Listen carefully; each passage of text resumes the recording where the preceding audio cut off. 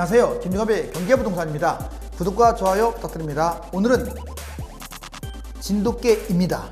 진돗개로 시작하겠습니다. 진돗개가 언제 해결될지 모르는 불확실성으로 인해 다우와 나스닥이 5% 이상 하락하였으며 코스피는 최저가를 경신하며 1800도로 주저앉았습니다. 아시아 증시도 일제히 폭락하고 있으며 달러는 큰 폭으로 오르고 국내 금과 은, 유가는 약세를 띠고 있습니다.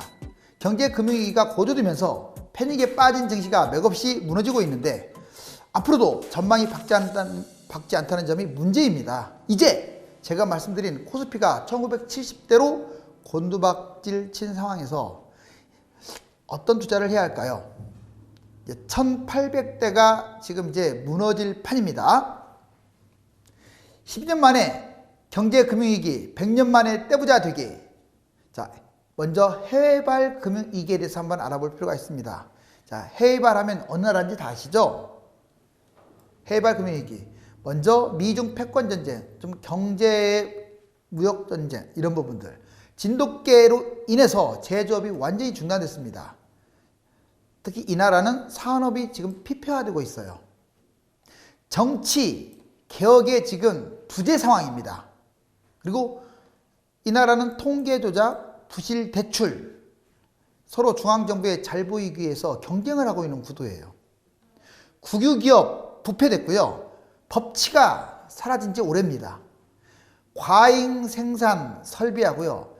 기업 금융 디폴트가 지금 엄청난 속도로 늘어나고 있습니다. 자, 바로 이 나라로 인해서 이제 글로벌 금융위기가 생길 가능성이 높습니다. 국내 경제위기, 자, 7가지 시그널을 한번 보자고요. 자, 이것은 부의 지각변동이라는 책에서 발췌를 했습니다. 먼저 금리 시그널. 미국 금리 인상을 했었잖아요, 그동안에. 그런데 금리 인하로 유턴을 했습니다. 장단기 금리까지 역전됐어요. 그러니까 경기가 얼마나 나쁘면 금리가 인하되겠어요. 그것도 단기간에. 이게 바로 금리 인하 시그널이 금융위기의 첫 번째 신호탄이다. 두 번째, 부채 시그널. 세계 총 부채가 갈수록 증가하고 있고 세계 GDP보다도 더 늘어났습니다. 빚으로 위기를 계속 무면하는 땜빵식 이게 각 나라별로 활성화됐어요. 돈은 계속 찍어내고 있고요. 모든 분야가 지금 빚잔치입니다. 버블 시그널. 세 번째 신호는 거품입니다. 자, 주가 거품 우리나라 아주 심하잖아요. 부동산 거품 아주 심하죠. 이거 우리나라 기준입니다. 자, 그리고 특히 이 미국의 주가가 아주 거품이 심하고 중국은 부동산이 심합니다. 환율 시그널. 지금 달러가 문제가 생기는 거예요, 지금. 신흥국 통화가치 아주 급격하게 떨어지고 있는 거 알고 있죠? 자, 위안화가 6인데 우리나라가 원화가 위안화와 동조를 하면서 주식도 동조하고 환율도 동조하면서 아주 큰 봉변에 처했습니다. 오늘도 지금 원화가 속절없이 폭락했잖아요. 중국 시그널. 자, 중국하고 연동을 하기 때문에 중국의 문제점이 우리나라의 문제점이 되고 있습니다. 중국 구조적 부실, 총체적 부실이죠. 부동산 버블 심각하고요. 좀비 기업, 그림자 금융 등 이루 말할 수 없을 정도로 기업이 부실 상황입니다. 앞에서 제가 언급해드렸잖아요. 인구 시그널. 자, 중국 저출산 고령화, 세계 생산 인구가 감소되고 있고요.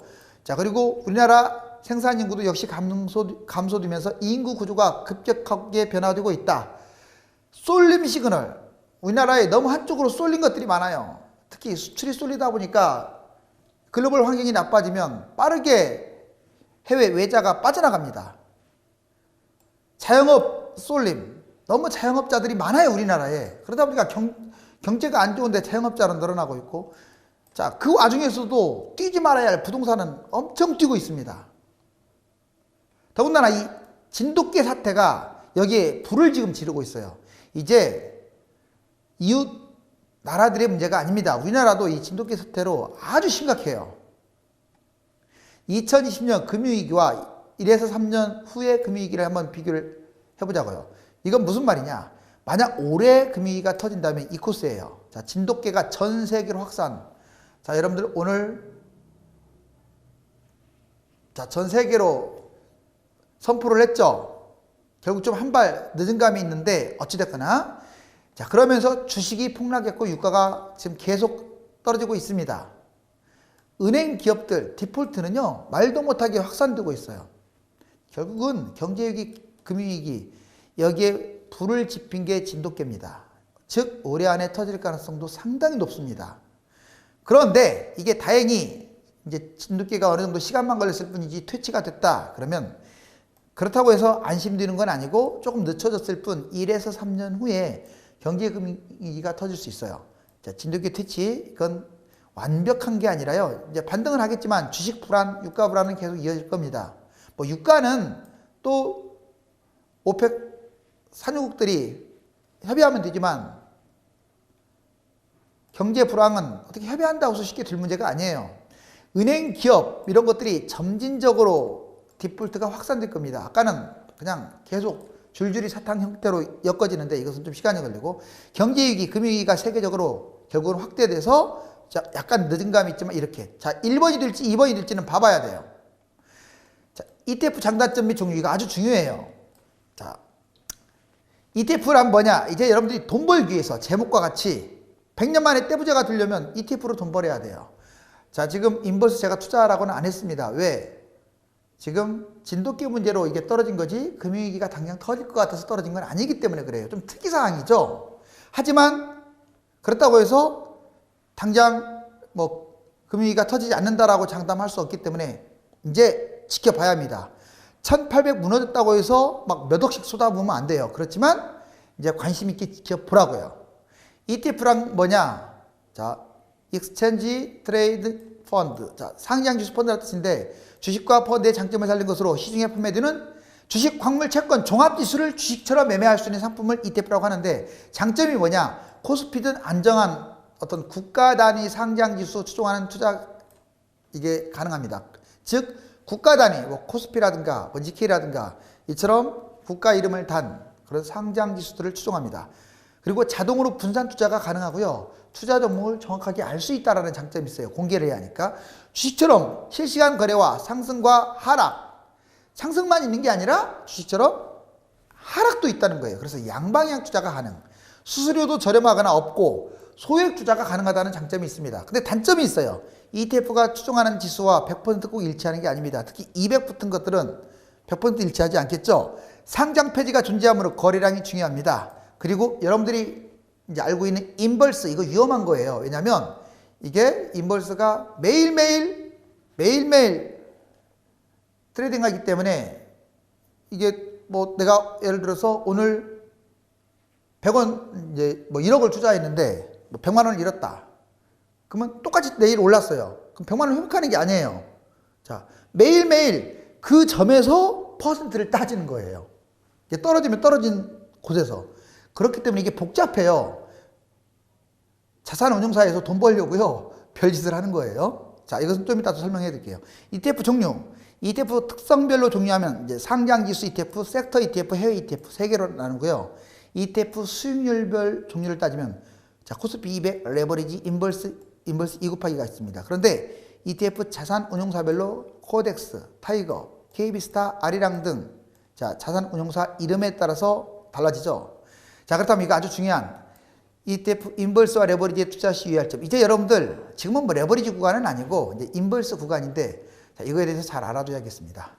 최근 주가 폭락은 금융위기가 발발했다기보다는 진돗개 사태로 인한 급락이기 때문에 1799가 되었다고 하더라도 인버스에 투자해서는 안 되며 관망해야 한다. 분명히 말씀드렸습니다. 지금은 금융위기가 터져서 떨어진 것보다도 진돗개 문제로 떨어진 거라고. 두 번째, 코덱스 인버스 ETF 1 곱하기는, 인버스는 데일리 트레이딩으로 매일매일 리셋합니다. 자, 그러니까 원래 우리가 1억 묻어놓으면 올랐다 떨어졌다 해가지고 자기 본전치기가 되면 딱 본전인 거잖아요. 근데 인버스는 달라요. 인버스는, 자, 내가 1억 원어치 투자했는데 그 다음날 잃어가지고 9,800만 원이 됐다. 그럼 9,800만 원부터 다시 시작하는 거예요. 뭔 말인지 이해가죠? 그러니까 똑같이 1% 떨어지고 1% 올랐으면 손해보는 거죠. 이제 그런 식 구조예요. 매일매일 리셋되다 보니까 이제 무슨 말인지는 알겠죠? 그러니까 여러분들이 하고 있는 주식처럼 묻어놓으면 쭉 이렇게 본전치기 되면 본전이 아니라 계속 매일매일 이게 리셋되기 때문에 결국 한 3개월, 6개월 시간이 흐를수록 손해보기 마련입니다. 대략 한 6개월 정도 투자하게 되면요, 뭐 5%, 10% 정도 손해볼 수가 있어요. 그래서 그거 점검해야 합니다. 이것은 제가 다음에 또 자세하게 계산법을 말씀드릴게요. 이게 뭔 말인지 모르겠다 그러면 인버스 계산법 해가지고 한번 검색을 해보세요. 그럼 자세히 나와요. 역시 레버리지도 마찬가지로 계산법. 3개월 이상 장기간 투자하면 손실이 크다. 계산법을 확인하라고요. 꼭. 그 다음에 코덱스 인버스 ETF 2 곱하기는 더 위험하겠죠. 아까는 1 곱하기였어요. 2 곱하기도 똑같이 데일리 트레이딩 합니다. 매일매일 리셋되기 때문에 장기간 3개월 이상 투자하면 손실이 커요. 그리고 계산법을 잘 확인하고 그 다음에 2 곱하기는 복리로 들어가요. 레버리지도 2 곱하기잖아요. 상승장 레버리지. 하락장에는 이제 인버스 2 곱하기인데 이 복리를 잘 따져야 돼요. 왜냐하면 지금 제가 이걸 자세히 설명해 드리냐면 이제 이거 투자할 때가 됐어요. 가까워지고 있잖아요. 뭐 이제 코앞이 1700 아닙니까? 눈앞이? 그래서 이런 부분을 알고 투자해야지 묻어놓으면 되겠지 그렇게 생각하시면 안 돼요. 코덱스 레버리지는 2 곱하기 이자가 복리로 누적되기 때문에 이자 부담이 높다. 아까처럼 인버스 2 곱하기하고 똑같이 이자 부담이 높습니다. 그래서 3개월 이상 장기 투자는 부적합하다. 도중도 중에 이제 뺐다가 또 이제 따져보고 금액을 이렇게 하라 이런 말이에요. ETF 브랜드 이름 명칭 안내. 아직도 혼동하신 분들이 있는데 여러분들 웬만하면 이거 추천합니다. 삼성. 아니면 이제 차선책으로 미래자산. 삼성전자 코덱스, 미래에셋은 타이거, KB는 헤비스타, 한국투시는 킨덱스, 하나자산은 아리랑. 앞에 붙는 이 타이거는 회사 이름이에요. 그러니까 운용사의 이름이라는 거예요. 그리고 여기 200은 코스피 200개를 선정했다는 뜻이고 YT는 붙기도 하고 안 붙기도 하는데 뭐 섹터의 준말이고요. 그 다음에 레버리지 있죠. 레버리지는 이제 역시 특징주로서 그 명칭이 들어간 겁니다. 레버리지가 빠지면 이제 이게 아니라는 뜻이고 IT가 빠지면 이것이 아니라는 뜻이에요. 200이 빠지면 그냥 코스피를 추종한다는 뜻이에요. 200이 아니라는 뜻이에요. 그러니까 이게 붙게 되면 이런 성격을 갖는다. 그리고 경제금융위기 때 부자 되는 방법. 자, 이거 진짜로 왕별표 쳐놓고 잘 알아두시라고요. 지금은 이제 여기 1799 제가 이거 얼마 전에도 했는데 불과 한 달 만에 여기까지 왔어요. 지금 이제 떼부자 될 수 있는 기회가 가까이 오고 있습니다. 다만 이번에 1700대로 무너진다고 하더라도 약간은 좀 지켜보세요. 또 반등할 수도 있어요. 이게 왜? 진돗개 문제 때문이니까. 그렇다고 계속 지켜만 보라는 건 아니에요. 자기가 가지고 있는 거 이제 예행 연습을 어느 정도 했으면 이제 투자를 해야겠죠. 그 1 곱하기를 들어가는 거예요. 다만 조심할 점이 아까 1 곱하기가 매일매일 리셋되기 때문에 그냥 본전치기를 나중에 해도 본전이 아니라고 했어요. 손해본다고 했어요. 그걸 이제 계산법을 따르면서 가야 돼요. 그 다음에 이제 코스피가 1600대로 무너졌다. 그러면 이제 2 곱하기로. 다만 이번에도 매일매일 리셋되니까 그것 알아두시고 선물 인버스 2 곱하기. 여기서 2 곱하기는 레버리지라 이제 복리로 또 이자까지 나간다고 했잖아요. 그렇다고 안 할 수는 없죠. 왜? 하락장이 뻔히 먹는 거 아니까. 그렇지만 잘 모르겠다고 하는 사람들은 너무 많은 돈을 투자하면 안 됩니다. 그리고 이제 코스피 1100 이때는 해외 거. 해외는 안 해도 돼요. 좀 복잡하게 되면. 그 다음에 이제 상승장 선에서 턴을 했다. 그러면 코덱스 200 1 곱하기를 하면 되는 거고요. 1200으로 상승장이 계속 빨라졌다. 그러면 코덱스 레버리지 사실상 2 곱하기죠. 자, 이거 복리 잘 신경 쓰면서 하게 되면 됩니다. 그리고 1900까지 계속 이렇게 샀다 팔았다 하면서 여기서 이제 신경 써야 할 것은 뭐 끝까지 묻어두는 게 아니에요. 이게 이 단계에서 갈아타는 것은 이해됐죠. 이해됐는데 1700대는 1 곱하기 1600대는 2 곱하기 이건 이해됐을 거예요. 그런데 지금 나는 인버스 떨어지는 거에 투자를 했는데 올라가고 있네? 그러면 그냥 시가에 팔아버리시라고. 시가에. 시가는 아침 시작할 때. 보통 아침 시작할 때 떨어지면 저녁 끝날 때 종가에 더 떨어지고요. 아침 시가에 올라가면 저녁 종가에 더 올라가요. 그래서 웬만하면 시가에 거래하는 게 더 이제 확률적으로 좀 유리하다는 뜻이에요. 무조건 시가라는 게 아니고. 그렇게 해서 역방향으로 가면 팔아야 돼요. 이거 인버스는 떨어져야 먹는 거잖아요. 근데 주가가 올라간다 그러면 팔아버리라고요. 그렇다고 해서 뭐 오르면 무조건 팔라는 건 아니에요. 이제 상황에 맞춰가면서 웬만하면 이제 파는 방향으로 하라 그 뜻이죠. 이번에는 이제 올라갈 때 이렇게 올라가잖아요. 상승장. 그러면 올라가는데 떨어지고 있다. 자, 그러면 이때는 떨어지고 있으니까 역방향이니까 파는 거예요, 역시. 그러다가 다시 또 올라가면 또 사라고요. 자, 이것만 잘 여러분들이 판단하시면 됩니다. 정말로 증시 대폭락 패닉이네요. 코스피 오늘 73.94 무려 3.87%가 빠졌어요. 자, 이거 예전에 금융위기 때 1,500 여기 밑에 900부터 올라갔다고 여러 번 얘기했잖아요. 지금 여기 눈에 보이네요. 1,600부터 보이는데 이렇게 올라온 거 보이시죠? 그러다가 2,200까지 갔다가 2,000에서 왔다 갔다 했는데 2,600까지 갔다가 지금 갔는데 여기 보세요. 오늘 거의 1,800이 무너질 정도로 1,834. 그나마 막판에 조금 회복했어요. 지금 이 선 그어진 거 빨간 거 이거예요. 그리고 다우 산업 보세요. 다우가 거의 3만까지 갔다가 지금 23,553. 지금 세상에 다우가 지금 3% 이상, 한 서너 번 이상 왔다 갔다 하는 것 같아요. 7% 떨어지질 않나. 5% 여기 5.86%를 떨어지지 않나. 이것은 그만큼 위험하다는 거예요, 지금. 거의 패닉이라고 보시면 돼요, 주식이요. 여기 보시면, 자, 보겠습니다. 그거 볼까요? 여기까지예요.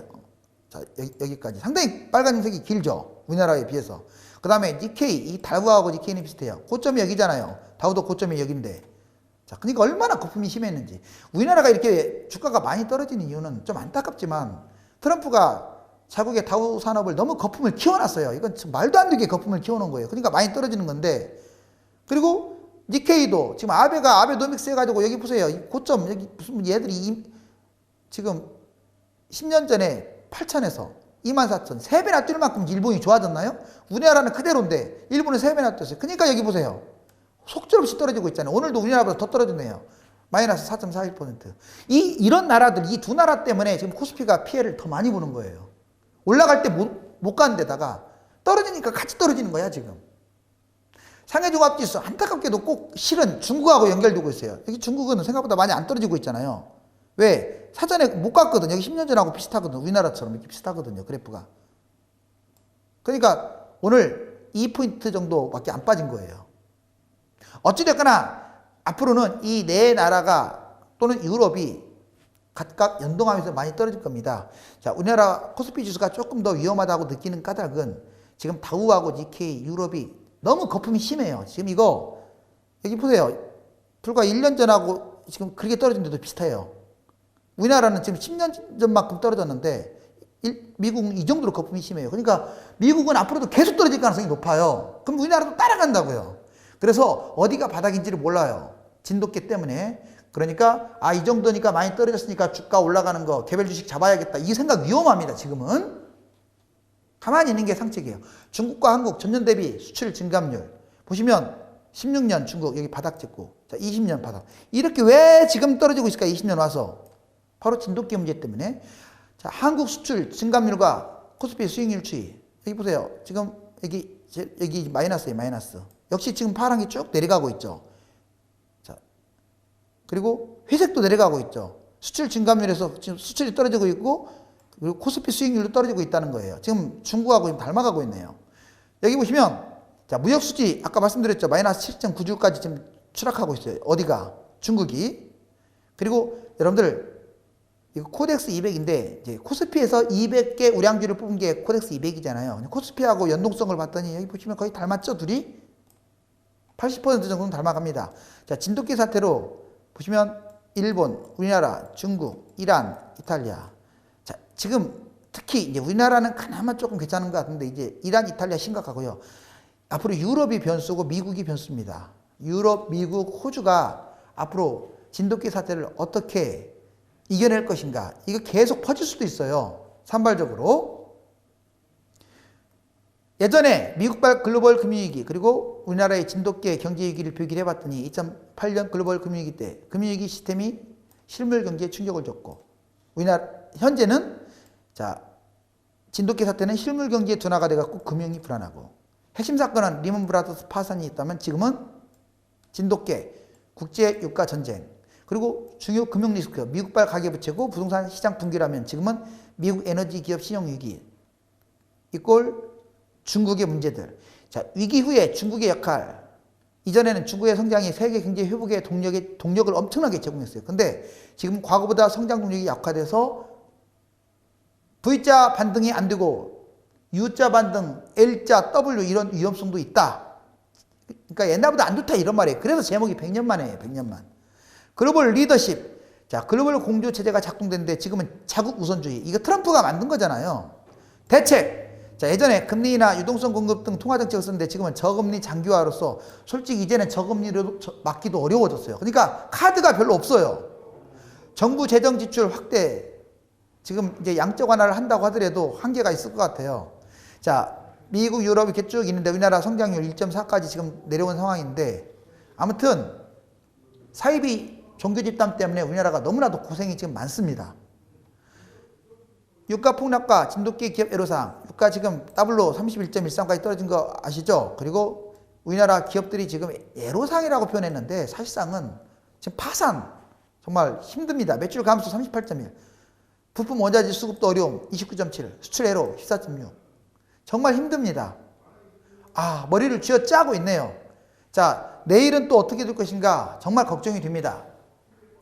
진돗개 문제가 단기간에 해결되기 어렵기 때문에 상당 기간 금융공황은 이어지겠지만 낙폭이 지나치게 커서 반등할 것으로 예상하며 다만 2020년이 되었던 2021년 이후가 되었던 진돗개 후유증으로 경제 금융위기가 터질 가능성은 아주 높아졌습니다.